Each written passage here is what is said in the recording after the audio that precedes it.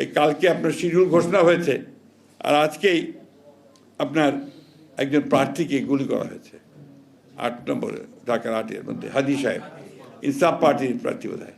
আমি তীব্র নিন্দা জানাচ্ছি এবং আমি একটা অশনি সংকেত দেখতে পাচ্ছি যে নির্বাচনকে বানচাল করার জন্য সেই শক্তি আবার চক্রান্ত শুরু করেছে।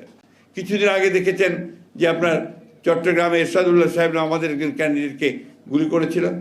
আজকে দেখুন আবার ইনসাফ পার্টির একজন ক্যান্ডিডেটকে গুলি করা হয়েছে।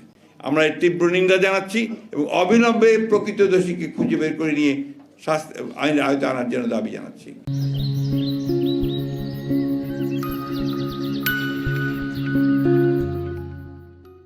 এবং এই সরকারকে, তত্ত্বাবধায়ক সরকারকে অথবা আপনার কেয়ারটেকার সরকারকে আমি আহ্বান জানাচ্ছি যে অবিলম্বে সকল প্রার্থীর নিরাপত্তা নিশ্চিত করুন এবং এই নির্বাচনকে যেন করে সম্পূর্ণভাবে সন্ত্রাস মুক্ত হয় তার জন্য ব্যবস্থা গ্রহণ করুন।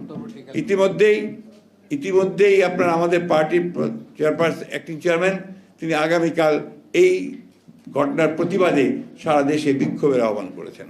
আমরা এটাকে মনে করি যে এটা চক্রান্তের অংশ, এটাকে এখনই বন্ধ করার জন্য প্রয়োজনীয় ব্যবস্থা গ্রহণ করার জন্য আহ্বান জানাচ্ছি।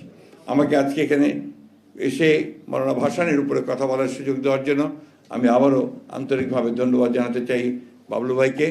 আমরা সংগ্রাম করছি, লড়াই করছি গণতন্ত্র প্রতিষ্ঠার জন্য।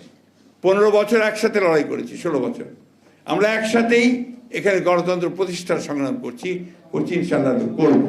এবং আমাদের যে কমিটমেন্ট আছে যে এই নির্বাচন এবং নির্বাচন পরে আমরা একটা জাতীয় সরকার সকল দলগুলোকে নিয়ে গঠন করব, সে ব্যাপারে আমাদের কমিটমেন্ট শক্তিশালী রয়েছে। আমরা বিশ্বাস করি বাংলাদেশের মানুষ গণতন্ত্রের পক্ষের শক্তিকেই তারা রায় দেবে।